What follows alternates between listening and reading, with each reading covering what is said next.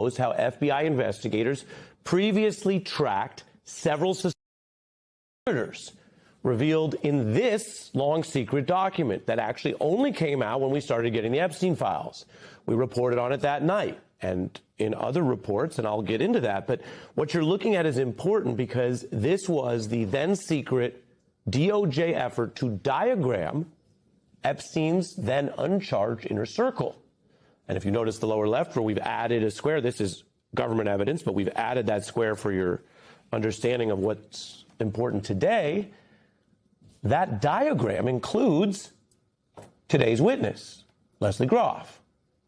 Now, we've reported on the timeline, the denials, the secrecy, the leaks, until these later files showed those abandoned leads. This was our case timeline. You remember how it all came back to life. And Groff matters more, perhaps, than some of Epstein's lawyers and accountants. You see the suspect list that was released there on the right? That's the one I'm talking about. She had the widest visibility on his plans and communications with all kinds of people, including some of the people you see on your screen who've only gotten in trouble or faced any kind of accountability since these files came out. The ones that I just reminded you, Bondi tried to hide and said in writing shouldn't be released. So before I tell you what she said today, and it's stuff that Donald Trump wishes wasn't in the news, remember that she was on the emails and in the arranged meetings for the powerful, for the staff, to the women. I need to go back a little bit. We're going back. Hold on, I want to slow down and tell you guys this. She was at the center. She was on site. So she was an eyewitness. You can see how many times she's in the files. And an email witness because she was on so many emails, her name appears more than anyone else. And she kept working for Epstein through his 2019 arrest, arranging the meetings with so many figures. So that's why it matters that now, after all these years, she showed up. You can see today, this is what happened today, showed up to testify to Congress. And in a time of great skepticism about our government, and it took people and pressure to get here, but under public pressure, I want you to understand that the Democrats on the committee who've pushed hard for this and 26 Republicans came around, perhaps under pressure, but still came around to demanding this on a bipartisan basis. I'm not telling you we're all good and everything works. We're far from that. But I am telling you that people who said 2 years ago, well, how would you make the Congress do anything? And how could you get the Republicans on board? It would make Trump look bad. Well, here we are today, a bipartisan effort to get her and these other witnesses to speak to Congress, which, again, is supposed to represent you in the pursuit of the truth. So Groff's lawyer now says she was disgusted by Epstein's conduct.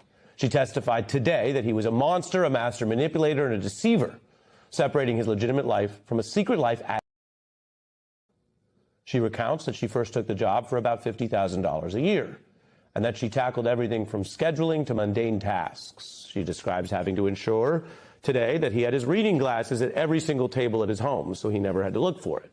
She told the committee that sometimes very late in the day, she'd have to source a dozen chocolate croissants made in New York to be delivered to Palm Beach by 9 the next morning. Amid those kind of details, she also asserts that she learned Epstein was actually a kind of a Dr. Jekyll and Mr. Hyde character. So her version of events, now that you see how central she was, and I've reminded you how Trump and Bondi fought for this ever to come out, her version of events is still that Epstein somehow hid his entire enterprise from her, even as she carried out this daily schedule and met his demands. Before I go more deeply into what she says, which is a kind of a defense of what she knew at the time, I want to give you a testimonial fact check. I'm reporting on her testimony. That's what she says. Before we go any further, I want you to know what other survivors say. They disagree with her account that she couldn't see any of this. They've previously stated that this key witness, Groff, arranged appointments with one victim when she was a minor and that it was, quote, pretty obvious Lesley knew what was going on, an account given to the FBI in 2021. Groff told the FBI that she viewed booking Epstein's massages as a kind of standard appointment. But now that the public can see all the Epstein files, which, again, we never had before, and which the FBI did have, the claim that these were just typical massages makes basically no sense. For example, this witness was arranging payments that were much, much higher than the most expensive massage services available. And this is what investigators do. You don't always have all the evidence to show, oh, someone admitted a crime, but here was an arrangement for a $1,000 payment in 2017, which is about $1,300 today, just accounting for inflation. Even top five-star spas don't charge $1,300 for the best, sort of most celebrated masseuse they have in the most expensive resorts. She also cited payments to a girl for time spent on the island. Her other past emails, which we only got, of course, recently, show her awareness that one girl could not come because she was at school till 10 p.m. Others show a type of paid activity that goes beyond, say, an hour massage. She arranged at Epstein's request for a paid visit at the house that would start around 3, but staying into the evening. So that's just some of what we know. Today, speaking to the committee, she played down knowing that kind of thing. Lawmakers say that she was just distancing herself from what Epstein did. She saw no misconduct, she claims. One Democrat saying they want to get Groff on the record so that when we find out later she was lying, quote, we can arrest her. Lawmakers expressing their doubts about her claimed sort of naivete. It is highly inconsistent what she's maintaining, that she really didn't know Jeffrey Epstein. She arranged young women for massages with a registered, and I just question whether she can rightfully and truthfully maintain that she saw nothing improper. That's one lawmaker's informed skepticism. Now, Groff's claims of ignorance, what, by the way, under law can sometimes be deemed willful blindness, are also under pressure from the public accounts of Epstein's earlier misconduct and his famed Florida conviction. Now, I want you to know, like I said, we're going to tell you what happened today. This is new. This is brand new as of today. We didn't know this a few hours ago. Groff did try to address the Epstein history. She told lawmakers that after his arrest in 2008, Epstein lied to me and insisted he'd been blackmailed. He angrily said the allegations against him were false, that he had no idea that the woman he had contact with was a minor. In my mind, that was the reason he was treated so leniently by law enforcement for such a serious crime. Now, from the FBI to Congress, informed investigators have to weigh that kind of denial with how much else Groff would be in a position to witness or see, and how much she helped arrange, as documented in the emails and Epstein files, which under no other criminal case that we've covered in history would you get all the emails. So the old defense looks a little different when the public now has access to the things that the FBI and DOJ had for years and sometimes did very little with. Lawmakers also asking today if she arranged any contact between Epstein and Trump. Did she talk about scheduling meetings between Mr. Epstein and President Trump? Basically, arranging phone calls, I believe, was the most of it. Just contact between, just arranging phone calls between President Trump and Mr. Epstein, yes. Did she give a timeline on when they were talking? I believe she referred to a time before Mr. Trump was president. So that's going back to a period. According to her account, she started the job earning around $50,000 a year and quickly became indispensable, managing calendars packed with meetings, travel arrangements, and a steady stream of appointments that kept his world running smoothly. She painted a picture of someone who believed she was supporting a legitimate businessman. Groff explained that Epstein came across as charismatic and connected, someone who surrounded himself with people from all walks of life. Yet she insisted the darker side remained completely concealed from her view. Reports from the released files show her name appearing thousands of times in emails and documents, highlighting just how central she was to his daily affairs. She coordinated payments, sourced specific items like fresh pastries delivered across states, and kept his schedule organized down to the smallest detail, including making sure reading glasses waited at every table he might use. During her testimony, Groff maintained that she viewed many of the arrangements as ordinary. She spoke about booking appointments that she understood as standard massages, never suspecting anything improper at the time. Epstein had a large list of contacts in New York alone, and she handled communications that came in regularly. When questions turned to specific payments that stood out as unusually high, she stuck to her position that she followed instructions without seeing red flags. The files, however, include details of transactions and scheduling notes that investigators and others have since scrutinized closely for signs of deeper awareness.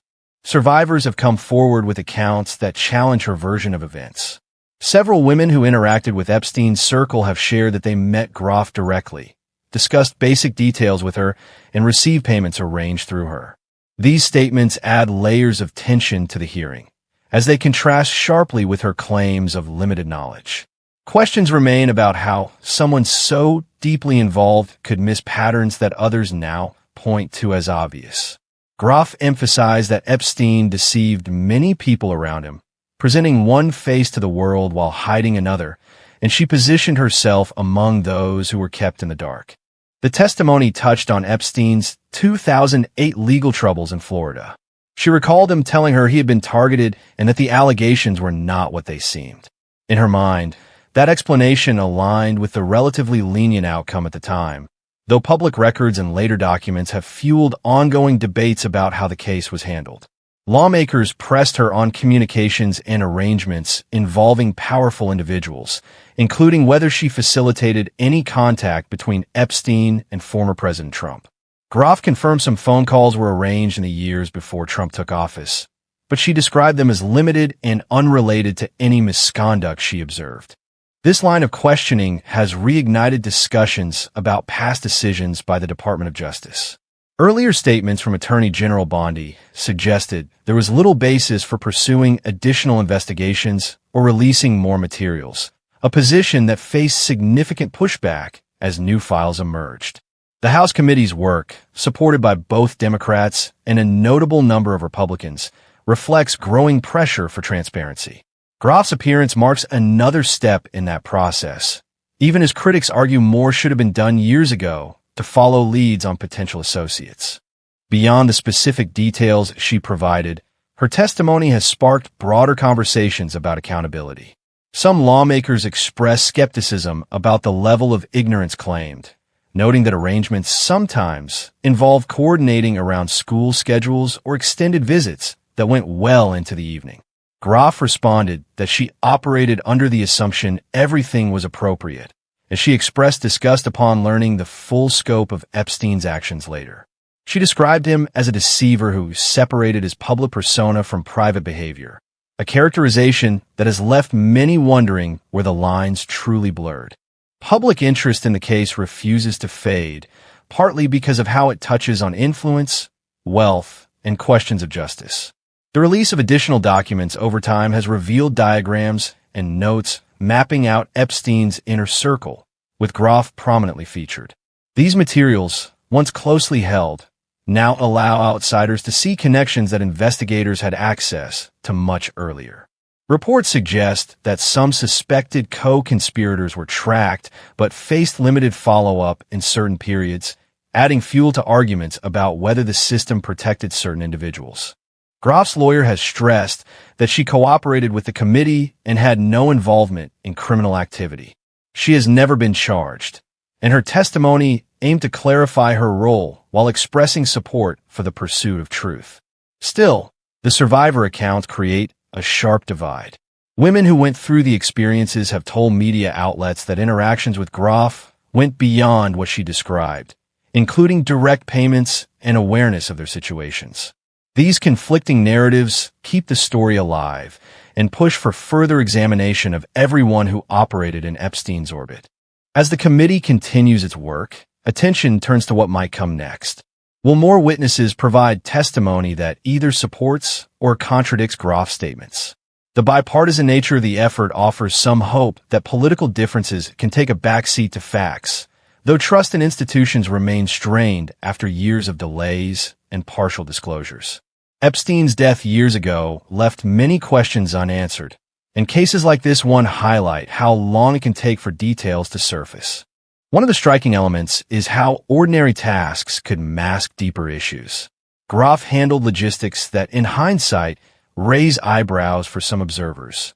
Payments significantly above typical rates for services, travel bookings, and a constant flow of young women into his properties. She maintained that she saw these as part of his lifestyle as a connected figure who helped people, and that many seemed pleased to be around him. That perspective has drawn criticism from those who argue the patterns should have prompted more questions at the time. The hearing also revisited Epstein's ability to maintain relationships across different worlds. From business leaders to political figures, his network was vast, and assistants like Groff sat at the hub. Her role involved managing communications that sometimes crossed into sensitive areas, yet she insists criminal intent stayed hidden. This defense echoes similar statements from others in his circle, leading to debates about personal responsibility versus manipulation by a skilled operator. Recent developments have kept the Epstein matter in headlines despite efforts in some quarters to move on. The committee's persistence, combined with public pressure, forced more information into the open.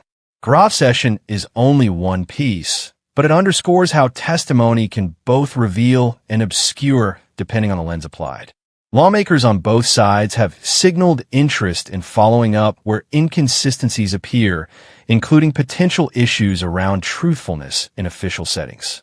Looking at the wider picture, the scandal continues to expose gaps in how high-profile cases are investigated.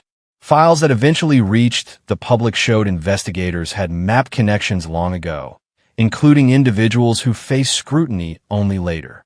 Groff appeared in many of those records, often as the point person for arrangements. Her testimony attempted to frame those actions as routine administrative work, but the volume and nature of the details have prompted renewed analysis by journalists and advocates. Survivors' voices carry particular weight here. Their accounts directly contest Groff's portrayal of limited contact and awareness, describing situations where she played a more hands-on role than acknowledged. These statements have been shared publicly, adding emotional depth to the congressional proceedings and reminding everyone of the human cost behind the documents and hearings. The contrast creates a compelling tension that keeps viewers engaged with each new revelation.